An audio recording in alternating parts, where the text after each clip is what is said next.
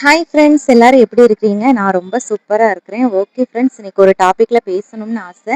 என்னன்னு இந்த வீடியோக்குள்ள போய் பார்க்கலாம்.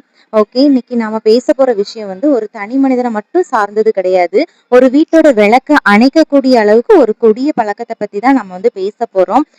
அதாவது குடிய கெடுக்கும் அப்படின்னு சாதாரணமா சொல்லிடுறோம். ஆனா ஒரு உயிரை அது எப்படி துடி துடிக்க கொள்ளும் அப்படிங்கறத இந்த வீடியோல வந்து நம்ம பார்க்கலாம். ஓகே, ஃபர்ஸ்ட் பாயிண்ட் என்ன அப்படின்னா இந்த மது. சரியா, நம்ம பேச போற பாயிண்ட் வந்து என்னன்னு பாத்தீங்கன்னா குடிய கெடுக்கும். அதுதான் நம்ம தலைப்பே. ஓகே, இதுல ஃபர்ஸ்ட் பாயிண்ட் அப்படின்னா இந்த மது அருந்துறதுனால நம்ம உடம்புக்குள்ள பாடிக்குள்ள என்ன நடக்குது அப்படின்னு சொல்லிட்டு பார்க்கலாம். ஃபர்ஸ்ட் ஆஃப் ஆல் வந்து எல்லாருமே மது பழக்கத்தை வந்து அஹ், ஒரு ஃப்ரெண்ட்ஸ் மூலமாகவோ இல்ல ஒரு சிலர் தானாகவே தேடிக்கிறாங்க. ஃப்ரெண்ட்ஸ் மூலமா ஸ்டார்ட் ஆகுறது எப்படின்னு பாத்தீங்கன்னா நம்ம வந்து ஒரு பர்த்டே ஃபங்க்ஷனோ இல்ல ஒரு பார்ட்டிஸ் இல்லைன்னா ஏதோ ஒரு மேரேஜ் ஃபங்க்ஷன், கோயில் கூட திருவிழா, அந்த மாதிரி ஏதோ ஒரு காரியத்துக்காக நான் வந்து இது வந்து ஒரு என்ஜாய்மெண்ட், ஒரு சந்தோஷம், நான் சந்தோஷத்துக்காக குடிக்கிறேன், ஹாப்பினஸ்க்காக குடிக்கிறேன், ஜஸ்ட் ஒரு ஸ்மால் கிளாஸ் தான் குடிச்சேன் அப்படின்னு சொல்லிட்டு சொல்லுவாங்க. இன்னும் ஒரு சிலர் எப்படி தெரியுமா, எனக்கு வந்து மனசு ரொம்ப கஷ்டமா இருந்தது, என்னோட பொண்டாட்டி தொல்லை தாங்க முடியல, எப்ப பாரு அது இதுன்னு நச்சரிச்சுக்கிட்டே இருக்கா, அதனால எனக்கு மனசு ரொம்ப கஷ்டமா இருக்குது, அதனாலதான் நான் குடிச்சேன் அப்படின்னு சொல்லிட்டு சொல்லுவாங்க. இதுக்கு வந்து மது தீர்வாகுமா அப்படின்னு கேட்டா கண்டிப்பா மது வந்து தீர்வாகவே ஆகாது. ஏன் அப்படின்னா இந்த மது வந்து நம்ம உடம்புக்குள்ள போறதுனால நிறைய ப்ராப்ளம்ஸ் வந்து நம்ம உடம்புக்குள்ள வந்து கிரியேட் ஆகுது. அது வந்து ஃபர்ஸ்ட் வந்து நமக்கு அதை குடிக்கும் போது வந்து நமக்கு எதுவும் தெரியாது. போக போக அது வந்து மெதுவா தான் நம்மளுடைய பாடிஸ வந்து என்னதான் அஃபெக்ட் பண்ணுது. ஸோ ஃபர்ஸ்ட் வந்து எப்படின்னா அஹ் எதுவுமே முதல்ல நம்மள அஃபெக்ட் பண்ணவே செய்யாது. போக போக என்ன செய்யுதுன்னா நம்மளுடைய உடம்ப ரொம்ப அது வந்து பாதிக்கக்கூடிய சூழ்நிலையில நம்ம வந்து உருவாக்கப்படுறோம். ஸோ அதான் ஃபர்ஸ்ட் வந்து உடல்நிலை வந்து சரியில்லாம போகுது. அது வந்து ஆரம்பத்துல நமக்கு ஒண்ணுமே செய்யாது. லாஸ்ட்ல நம்மளுக்கு வந்து அழிவை நோக்கி கொண்டு போயிரும். நம்ம உடம்புல ஒரு மெயினான பார்ட் இருக்குது. அது என்னன்னு பாத்தீங்க அப்படின்னா கல்லீரல். இந்த கல்லீரல் பத்தி எல்லாருக்குமே நல்லாவே தெரிஞ்சிருக்கும். அது வந்து நம்ம உடல்ல இருக்கிற நச்சுகளை வந்து நீக்கக்கூடிய ஒரு மெஷின் கூட நம்ம சொல்லலாம். இந்த மெஷினை வந்து நம்ம அதிகமா குடிக்கும் போது இந்த மிஷின் என்ன பண்ணுதுன்னா துரு பிடிக்கிறதுக்கு ஸ்டார்ட் ஆகுது. அதாவது நம்ம பாஷையில சொல்லணும் அப்படின்னா அந்த கல்லீரல் வந்து வீங்க ஸ்டார்ட் ஆகுது.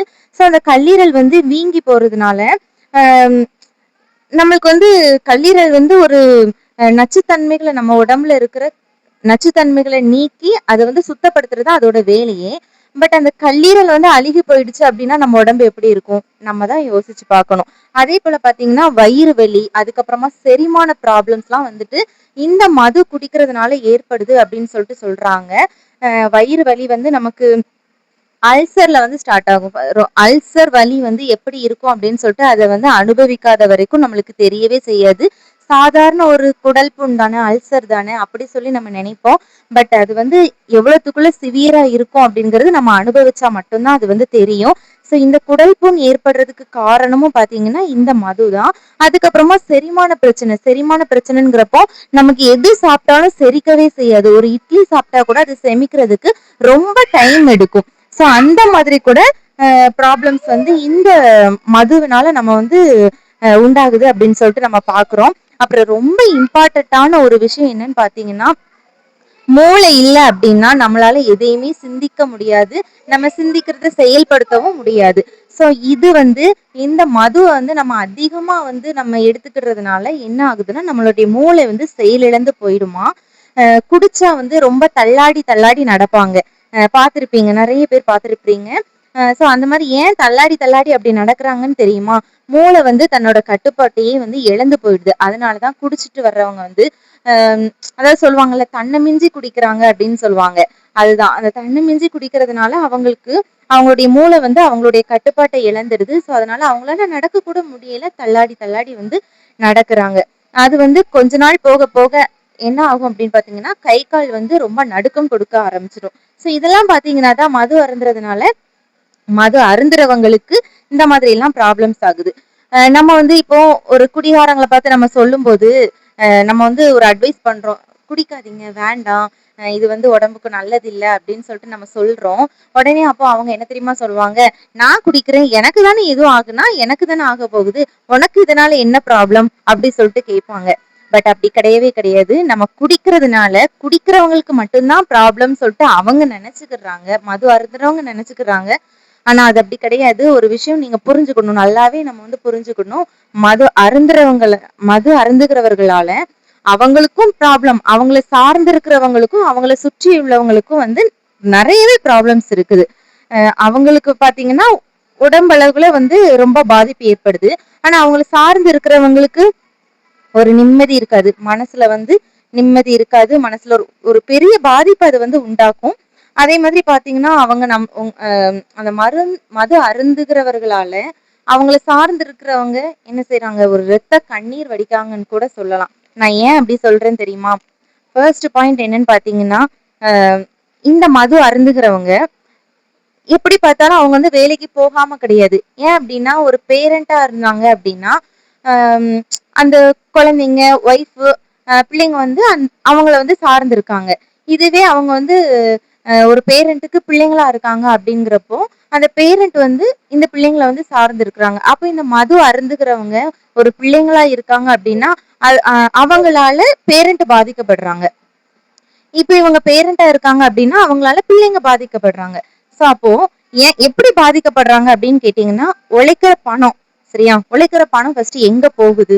நீங்க கஷ்டப்பட்டு நம்ம உழைக்கிறோம், அந்த கஷ்டப்பட்டு உழைக்கிற காசு பிள்ளைங்களுடைய சத்தான சாப்பாடுக்கோ இல்லைன்னா குழந்தைங்களுடைய கல்விக்கோ போறது தப்பு இல்லை, அது ஒரு நல்ல விஷயம். ஆனா வீணா நம்ம டாஸ்மாக்கு போகுது அப்படிங்கிறது எவ்வளவு ஒரு வேதனைக்குரிய விஷயமா இருக்குது. நல்லா யோசிச்சு பாருங்க.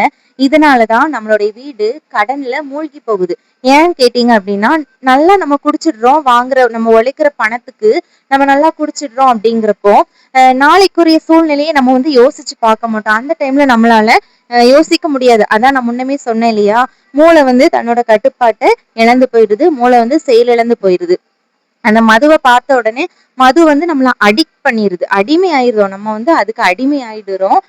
அதனால பாத்தீங்கன்னா அந்த மதுவை பார்த்த உடனே நமக்கு ஆசை, நம்ம கட்டி இருக்கிற பணத்தை எல்லாத்தையும் கொண்டு போய் கொடுத்து அதை வாங்கி எப்படியாவது நமக்கு குடிச்சா போதும் அப்படின்னு சொல்லிட்டு நம்ம வந்து குடிச்சிடுறோம். நாளைக்கு பிள்ளைங்க ஸ்கூலுக்கு போகும்போது கேட்பாங்க, இல்ல நாளைக்கு வந்து ஏதோ ஒரு அவசரமா ஒரு அவசரம், ஒரு உடம்புக்கு முடியல, ஹெல்ப்புக்கு வந்து நம்மளுக்கு வேணும் அப்படின்னா அப்ப நம்ம என்ன பண்ணுவோம், நம்ம கிட்ட பணம் இல்லை, அப்ப நம்ம என்ன பண்ணுவோம், உடனே நம்ம வந்து கடன் வாங்குறதுக்கு தான் என்ன பண்ணுவோம், அடுத்தவங்க கிட்ட போய் கையேந்திதான் நிப்போம். சோ இதனால என்ன ஆகுதுன்னா வீடு வந்து கடன்ல மூழ்கி போகுது. இன்னொன்னு செகண்ட் பாயிண்ட் வந்து ரொம்ப ரொம்ப முக்கியமான பாயிண்ட், குழந்தைங்களுடைய எதிர்காலம். குடிகார அப்பா கிட்ட இருக்கிற பிள்ளைங்க, குடிகார அப்பா கூட வீட்டுல வளரக்கூடிய குழந்தைங்க வந்து பாத்தீங்கன்னா எப்பவுமே ஒரு பயத்தோட இருப்பாங்க. ஏன் பாத்தீங்கன்னா இப்போ இன்னைக்கு வந்து அப்பா வந்து குடிச்சிட்டு வந்திருக்காரு, நைட் வந்து குடிச்சிட்டு வந்திருக்கிறாருன்னு வச்சுக்கோங்களேன். நைட்டு குடிச்சிட்டு வந்திருக்கிறாரு, அப்பா வந்து அம்மா கிட்ட ரொம்ப சண்டை போடுறாரு, பிள்ளைங்க கிட்டயும் வந்து ஒழுங்கா பேசுறது இல்ல, கோபப்பட்டு ஒரு எரிச்சலோட அந்த மாதிரி பேசுறாருன்னு வச்சுக்கோங்களேன். அப்போ பிள்ளைங்க வந்து அவங்கள பார்த்து, அப்பாவை பார்த்து ஒரு பயம் ஏற்பட்டுருது. ஐயோ அம்மாவை அடிக்காங்களே, ஐயோ நம்மள வந்து நம்ம கிட்ட வந்து அப்பா வந்து இப்படி நடந்துக்கிறாங்களே அப்படின்னு சொல்லிட்டு பிள்ளைங்களுக்கு வந்து ஒரு பயம், அப்பா மேல ஒரு பயம் வந்து பிள்ளைங்களுக்கு ஏற்பட்டுருது. இந்த பயத்தை வந்து உண்டாக்குறது யாருன்னு பாத்தீங்கன்னா இந்த குடிகார அப்பா மாதிரிதான் என்ன பண்றாங்கன்னா பயத்தை வந்து என்ன செய்யறாங்கன்னா உருவாக்குறாங்க. அப்போ இந்த குடிகார அப்பா கிட்ட இருந்து இந்த பிள்ளைங்க வளர்றது ஒரு பயத்தோடயே வளர்றாங்க. இதனால பாத்தீங்கன்னா குழந்தைங்களுடைய படிப்பு மெயினா என்ன செய்யுதுன்னா பாதிக்கப்படுது. இன்னொன்னு, இந்த குழந்தைங்க வந்து மனதளவுல என்ன செய்யறாங்கன்னா ரொம்ப பாதிக்கப்படுறாங்க, ரொம்ப உடைஞ்சு போயிடுறாங்க. ஒரு பயத்தோடயே என்ன செய்யறாங்கன்னா இந்த குழந்தைங்க வந்து வளர்றாங்க. சோ இதுதான் உண்மையான ஒரு நிலவரம். அப்புறம் பாத்தீங்கன்னா இன்னொரு பாயிண்ட், தேர்ட் பாயிண்ட் என்னன்னு பாத்தீங்கன்னா பெண்களோட கண்ணீர். வீட்டுல வந்து அம்மாவோ இல்ல மனைவியோ யாரோ ஒரு பெண் வந்து என்ன பண்றா அப்படின்னா ஒரு குடிகார கணவன் கிட்ட இருந்து படுற கஷ்டம் எல்லாம் பாத்தீங்கன்னா சொல்லி மாளவே முடியாது. அப்படி ஒரு கஷ்டம். வீட்டுல நிம்மதி இருக்காது, நல்லபடியா ஒரு வாய் சோறு சாப்பிட முடியாது, எப்பவும் பாத்தீங்கன்னா வீட்டுல ஒரே சண்டை சண்டை சண்டை. இதுலயுமே பாத்தீங்கன்னா ஒரு சிலர் வந்து ரொம்ப குடிப்பாங்க, அவங்களால குடிக்காம இருக்கவே முடியாது. ஒரு சிலர் வந்து ஏதோ ஒரு ஃபங்க்ஷன் டைம்லயோ ஒரு பார்ட்டிஸ் டைம் அந்த மாதிரி வந்துட்டு ஒரு ஃப்ரெண்ட்ஸ் கூட சேர்ந்தா ஒரு நல்ல விஷயத்துக்காகவோ இல்ல கெட்ட விஷயத்துக்காகவோ குடிக்காங்கன்னு சொல்லிட்டு வச்சுக்கிடுவோமே. ஆனா ஒரு சிலர் பாத்தீங்க அப்படின்னா ரொம்ப எனக்கையும் குடிச்சிட்டே இருப்பாங்க, அவங்களால வந்து குடிக்காம இருக்கவே முடியாது. அப்படி வந்து அவங்களால குடிக்கல அப்படின்னா அவங்களுக்கு வந்து ஏதாவது ஒரு போதைப் பொருளை வந்து அவங்க யூஸ் பண்ணிக்கிட்டே இருப்பாங்க. அதாவது இந்த நிறைய சொல்றாங்க போதை ஊசி மூலமா வந்துட்டு போதை ஏத்திக்கிடுவாங்களாம், இல்லைன்னா போதை மாத்திரைகள்லாம் இருக்குதாம். அந்த மாதிரி வந்துட்டு நிறைய சோர்சஸ் மூலமா அவங்க வந்து அந்த போதையை வந்து உள்ள வந்து எடுத்துக்கிடுறாங்க. ஸோ இந்த மாதிரியோட மனுஷங்கள்லாம் என்ன தெரியுமா, இந்த பெண்கள் கிட்ட அவங்க கிட்ட வந்து ஒரு காசு இல்லை, இப்போ வந்து அந்த பாட்டில் வாங்குறதுக்கு வந்து காசு இல்லைன்னு வச்சுக்கோங்களேன், உடனே என்ன தெரியுமா பண்ணுவாங்க, உடனே என்ன பண்ணுவாங்கன்னா அந்த பெண்களோட கையில இருக்கிற பணத்தை என்கிட்ட கொடு, அந்த பெண்கள் வந்து சிறுக சிறுக என்ன செய்வாங்கன்னா சேர்த்து வச்சிருப்பாங்க. சோ அந்த பணத்தை என்ன செய்யும், என்கிட்ட குடுன்னு சொல்லிட்டு ரொம்ப சண்டை போடுவாங்க.